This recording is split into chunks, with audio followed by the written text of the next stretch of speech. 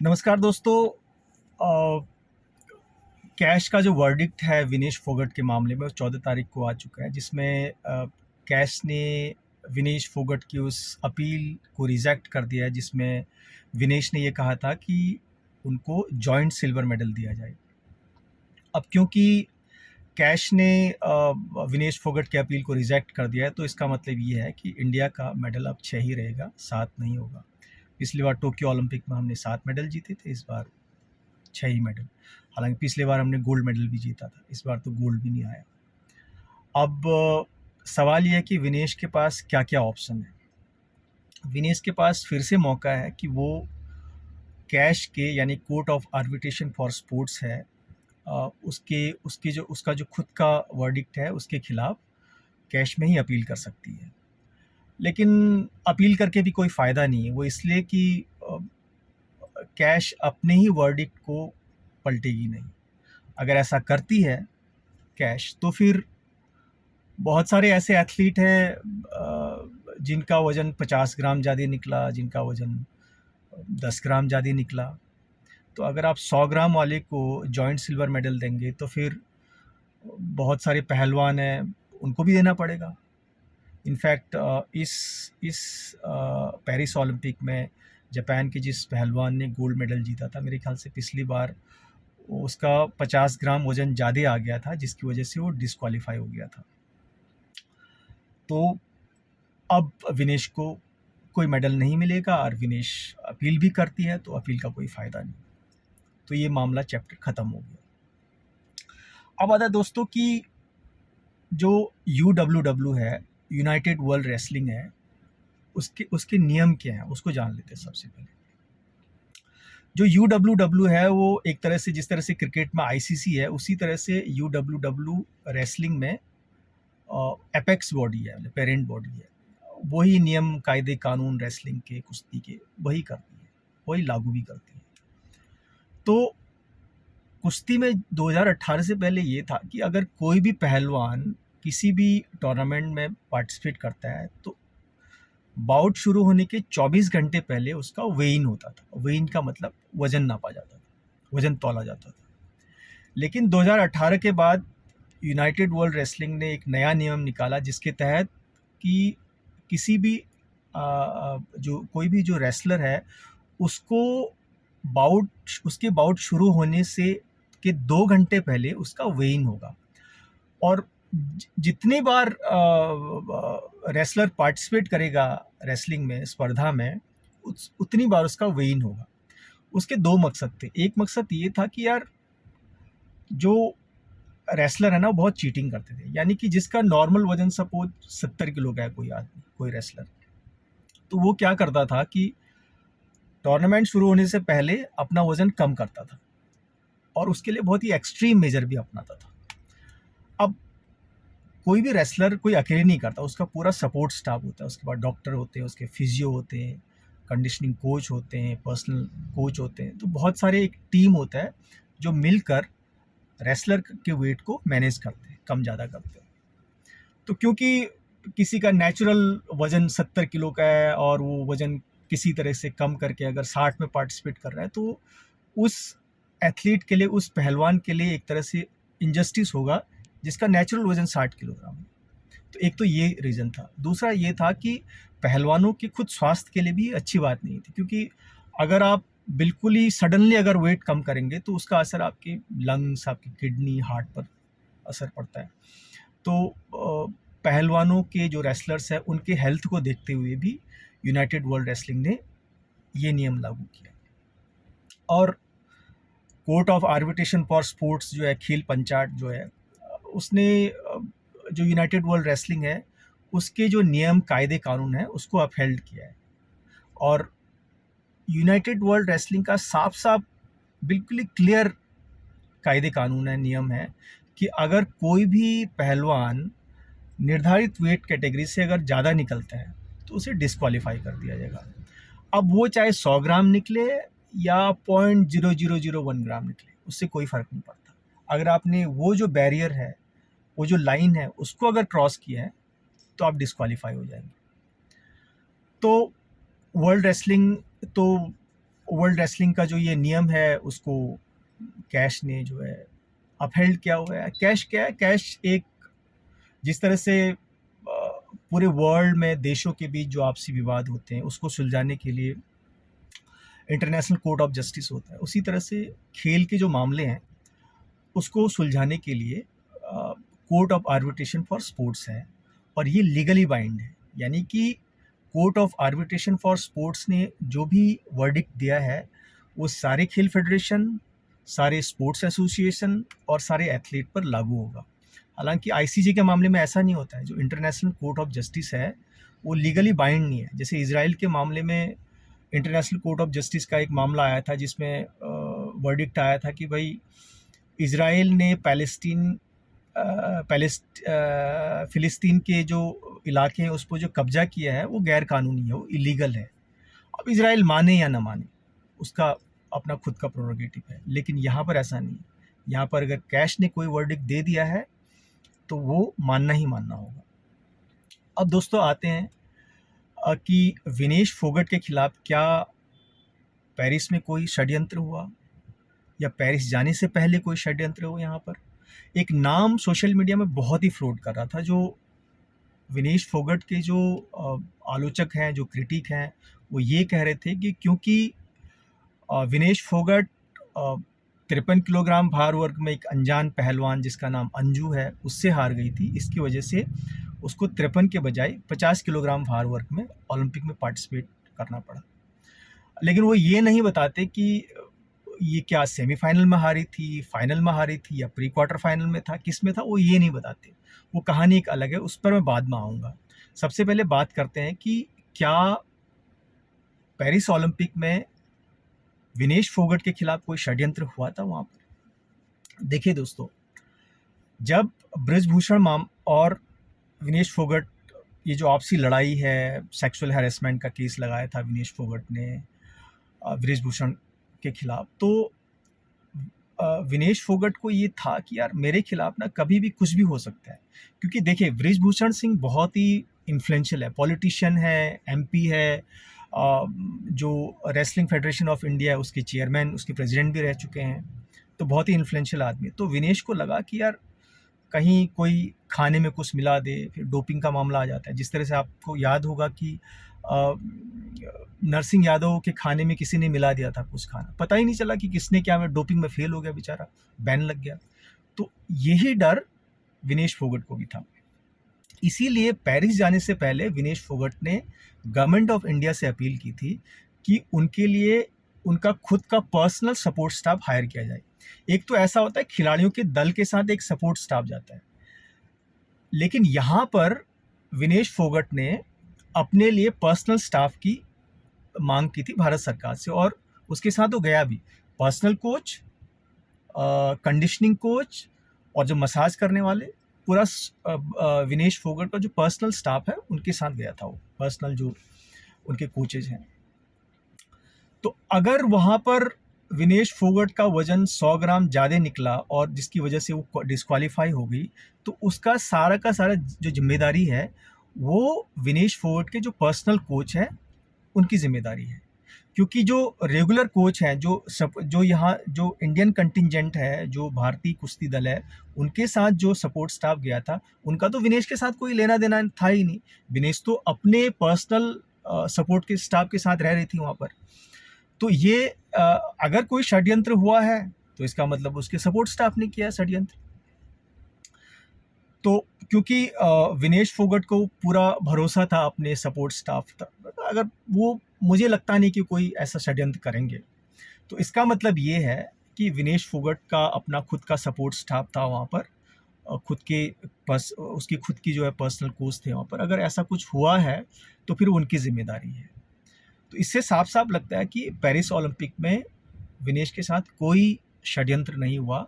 अगर हाँ विनेश फोगट जो इंडियन कंटिंजेंट है उनके सपोर्ट स्टाफ के साथ रह रही होती तो शायद हम कह सकते थे कि शायद कोई षड्यंत्र हुआ हो, क्योंकि उसका खुद का पर्सनल स्टाफ था, तो कह नहीं सकते। अब आते यहाँ पर, क्या पेरिस जाने से पहले विनेश के साथ कोई षड्यंत्र हुआ। देखिए दोस्तों, इसकी शुरुआत हुई सितंबर में जब वर्ल्ड रेसलिंग चैम्पियनशिप में अंतिम पंघल ने 53 केजी कैटेगरी में जब ब्रॉन्ज मेडल जीता, तो उसने देश के लिए कोटा हासिल किया। मतलब इसका मतलब ये है कि 53 किलोग्राम भार वर्ग में इंडिया से एक पहलवान, फीमेल पहलवान पेरिस ओलंपिक में पार्टिसिपेट करेगी। कोटा हासिल कर लिया उसने। ये था पिछले साल सितंबर में 2023 में। वर्ल्ड रेसलिंग चैम्पियनशिप हुआ था आपका बेलग्रेड में, सर्बिया में। वहाँ पर अंतिम पंघल को ब्रॉन्ज मेडल मिला था। अब उन दिनों जब अंतिम पंघल ने देश के लिए कोटा हासिल किया था 53 केजी कैटेगरी में, तो उस समय विनेश फोगट की सर्जरी हुई थी। मेरे ख्याल से कोई पिछले साल अगस्त में उसकी सर्जरी हुई थी, घुटने की सर्जरी हुई थी, और उसकी वजह से वो मैच से दूर थे। एक तो सर्जरी था, फिर कंट्रोवर्सी हो गई थी, सेक्सुअल हैरेसमेंट का केस लगा था बृजभूषण सिंह के ऊपर, फिर काफ़ी नारेबाजी हुई, स्ट्रीट में भी उनने धरना प्रदर्शन किया जंतर मंतर पर। इसकी वजह से विनेश फोगट जो है कुश्ती अरीना से बाहर थी। अब क्योंकि पेरिस ओलंपिक का समय नज़दीक आते जा रहा था, तो सितंबर, अक्टूबर, नवंबर, दिसंबर, जनवरी, फरवरी आ गया। तो अब विनेश को लगा यार कि शायद अब उसको, क्योंकि ओलंपिक में तो पार्टिसिपेट करना था, तो उसे लगा कि अगर वो पार्टिसिपेट नहीं करती है, ओलंपिक में क्वालिफाई नहीं करती, तो मुश्किल हो जाएगा उसका पेरिस ओलंपिक में क्वालिफाई करना। इस बीच यहाँ जो है कुश्ती संघ को डिसॉल्व कर दिया था, एक एडहॉक कमेटी बना दी गई थी। भूपेंद्र सिंह बाजवा और MM सुमैया 3 लोग थे उसमें। तो क्योंकि अंतिम पंघल ने 53 केजी कैटेगरी में पहले ही देश के लिए कोटा हासिल कर लिया था, और विनेश को ये लगता था कि अब उसका चांस तो है नहीं, तो उसने क्या कहा कि government sports authority of India से कहा कि भाई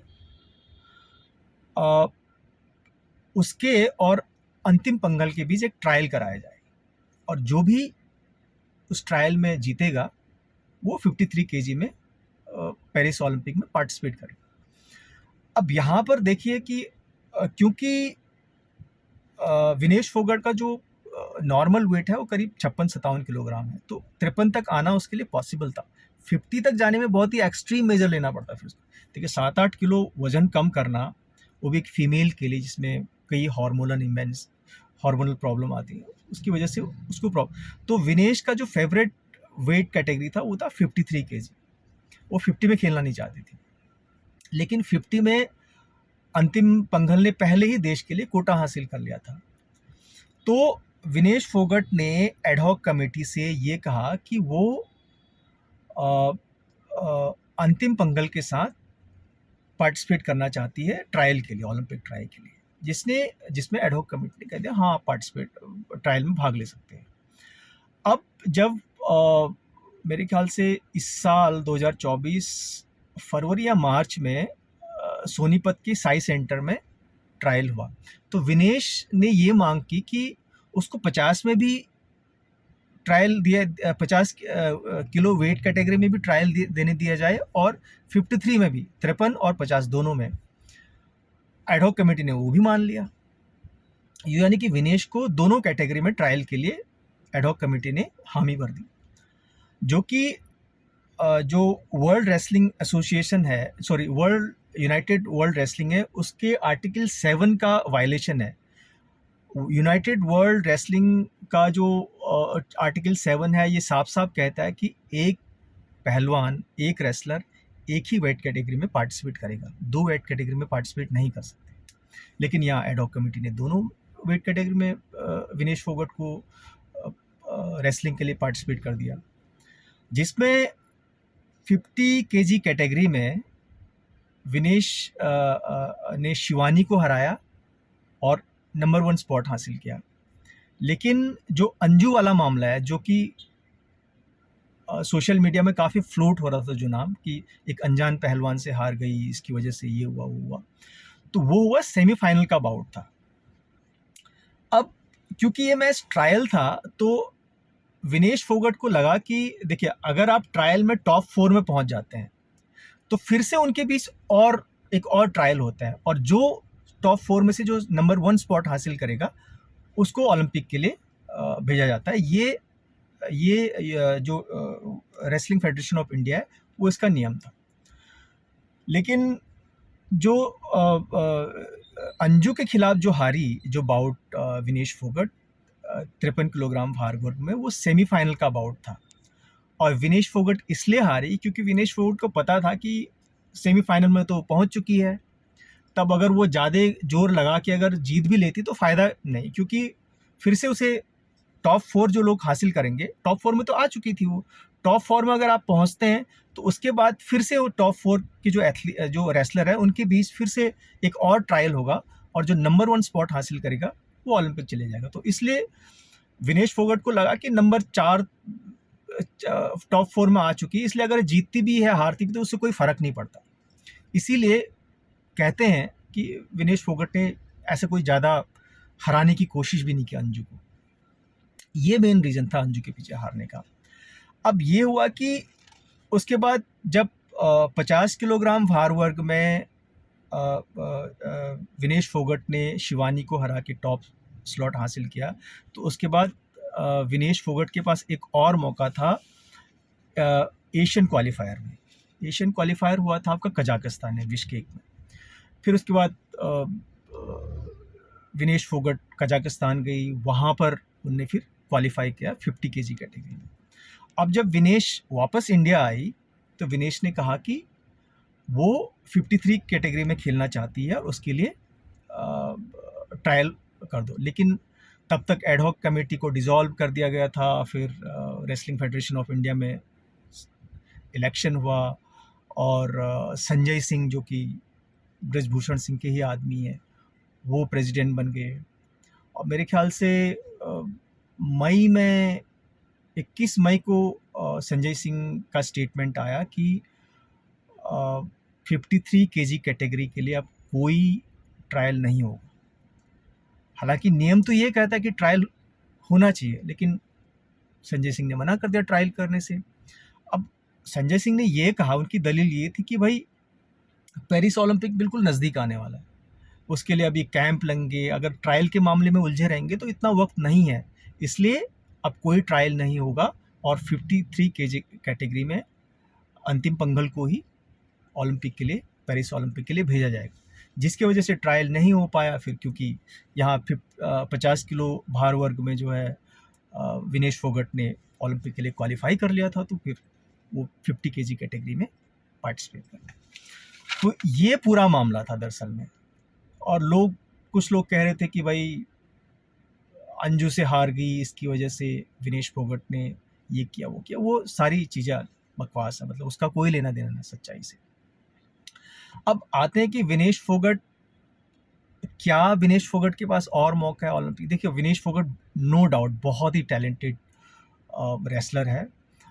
2016 में रियो ओलंपिक में बिल्कुल बहुत अच्छा खेल रही थी, मेरे ख्याल से क्वार्टर फाइनल का बाउट था, लेकिन बाउट के बीच में इंजरी होगी जिसके कारण उसको बाहर होना पड़ा। उसके बाद पिछली बार टोक्यो ओलंपिक में विनेश फोगट को नंबर 1 रैंक हासिल था, यानी कि विनेश फोगट वर्ल्ड नंबर 1 थी, लेकिन वहाँ फिर से वही क्वार्टर फाइनल में बेलारूस की एथलीट, एक रेसलर है, उससे हार गई। फिर बदकिस्मती देखिए कि वो बेलारूस की वो जो पहलवान है जिसने क्वार्टर फाइनल में अंजू को हराया था, वो सेमीफाइनल में हार गई।